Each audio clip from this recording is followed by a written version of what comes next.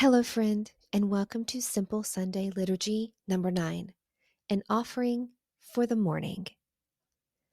I bless the night that nourished my heart to set the ghosts of longing free into the flow and figure of dream that went to harvest from the dark bread for hunger no one sees.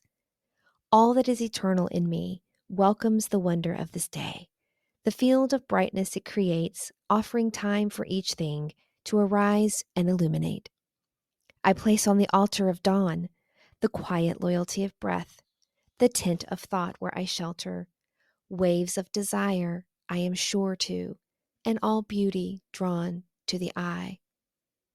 May my mind come alive today to the invisible geography that invites me to new frontiers, to break the dead shell of yesterdays, to risk being disturbed and changed.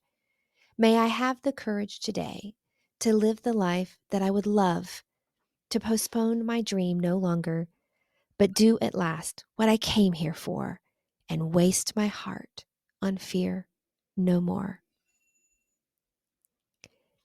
This is from the late John O'Donohue, an excerpt from To Bless the Space Between Us, Morning Offerings.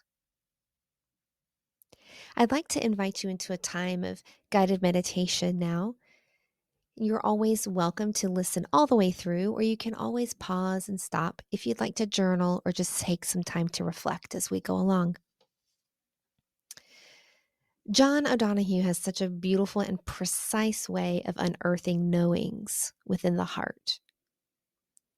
Let's take a few of these phrases in this liturgy that he wrote and dig a little deeper.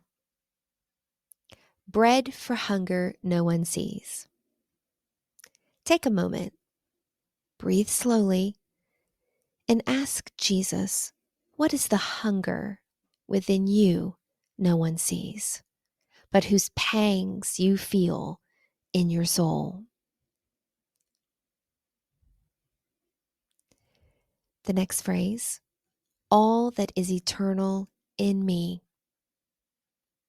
Remember today that you are eternal.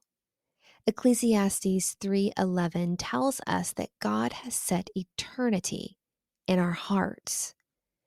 How would you remind your heart that you are an eternal being? How would this shift your perspective to see yourself as an eternal being?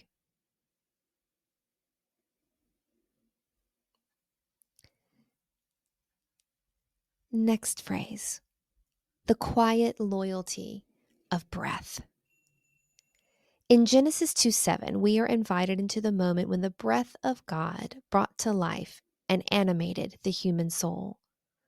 That loyal breath is why we are alive right now, in this very moment.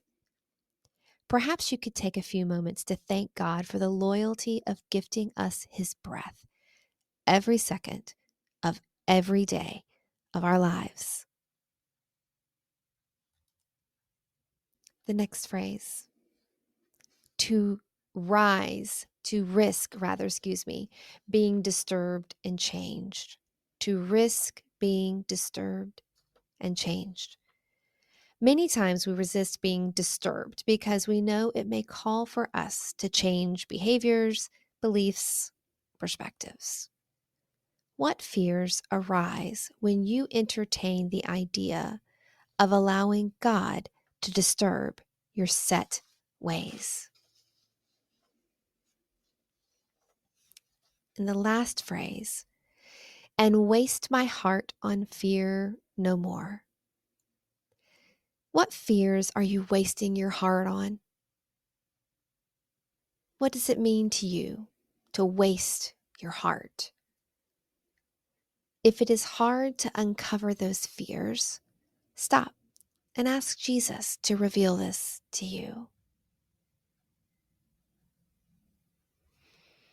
Thank you for joining me again, friend, on this Sunday. I hope to spend the same time with you here next week.